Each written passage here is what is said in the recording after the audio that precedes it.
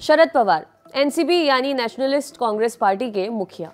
उनका कहना है कि साल 2019 में हुए महाराष्ट्र चुनाव के बाद बीजेपी उनकी पार्टी के साथ गठबंधन को लेकर उत्सुक थी, लेकिन वे गठबंधन के पक्ष में नहीं थे। पवार ने कहा कि उन्होंने बीजेपी एनसीपी के गठबंधन को लेकर पीएम मोदी से कह दिया था कि ये संभव नहीं है।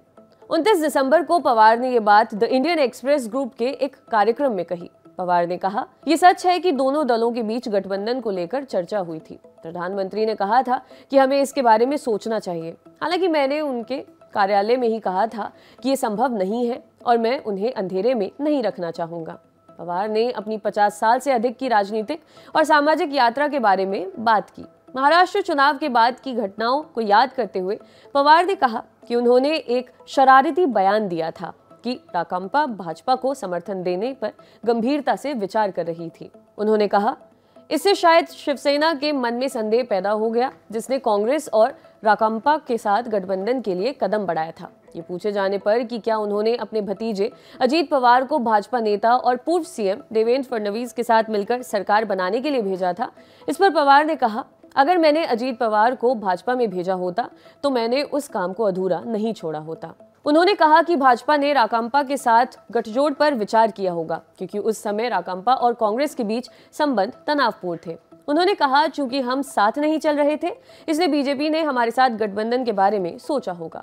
महाराष्ट्र में 2019 के चुनावों में भाजपा और शिवसेना ने गठबंधन किया था, जबकि कांग्रेस और राकांपा ने एक साथ चुनाव लड़ा था। भाजपा सबसे बड़ी पार्टी के रूप में उभरी, लेकिन सरकार नहीं बना सकी, क्योंकि मुख्यमंत्री पद को लेकर शिवसेना के साथ उसका गठबंधन टूट गया था। भाजपा ने तब राकांपा के एक वर्ग का समर्थन हासिल करने की कोशिश की और यहां तक कि फडणवीस को मुख्यमंत्री के रूप में शपथ दिलाई, जिसमें अजीत पवार डिप्टी सीएम थे। लेकिन यह व्यवस्था मुश्किल से कुछ घंटों तक ही चली। आखिरकार शिवसेना ने खेमा बदल लिया और राकांपा और कांग्रेस के साथ मिलकर सरकार बनाई। पवार ने कहा, उद्धव ठाकरे ने एक अलग रुख अपनाया, क्योंकि उनके और भाजपा के बीच जो फैसला हुआ था उसे लागू नहीं किया जा रहा था। ऐसे में राकांपा ने दिवंगत बालासाहेब ठाकरे के लिए शिवसेना का समर्थन किया। बालासाहेब ठाकरे के साथ अपने संबंधों के बारे में पूछे जाने पर पवार ने कहा, बालासाहेब मेरे खिलाफ सबसे अच्छे शब्दों का इस्तेमाल करने में कभी नहीं झिझके। हम हमेशा दोस्त बने रहे, सहयोग किया और अक्सर राज्य को प्रभावित करने वाले मुद्दों पर चर्चा की। यूपी में होने वाले विधानसभा चुनाव के बारे में पूछे जाने पर पवार ने कहा कि ये 50-50 है, कोई स्पष्ट विजेता नहीं है। जिस तरह से प्रधानमंत्री उत्तर प्रदेश गए और कई परियोजनाओं की घोषणा की, उससे पता चलता है कि भाजपा ने राज्य में स्थिति को गंभीरता से लिया है। पवार के अनुसार यूपी और मध्य प्रदेश जैसे राज्यों के चुनावी फैसले राष्ट्रीय राजनीति में निर्णायक भूमिका निभाते हैं।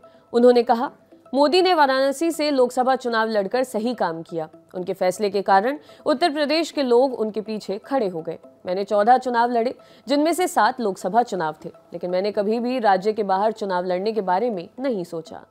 पीएम मोदी की तारीफ करते हुए शरद पवार ने कहा कि पीएम मोदी कोई भी काम करते हैं तो उसे पूरा करना सुनिश्चित करते हैं। मोदी कोशिश करते हैं और काम पूरा करने के लिए पर्याप्त समय देते हैं।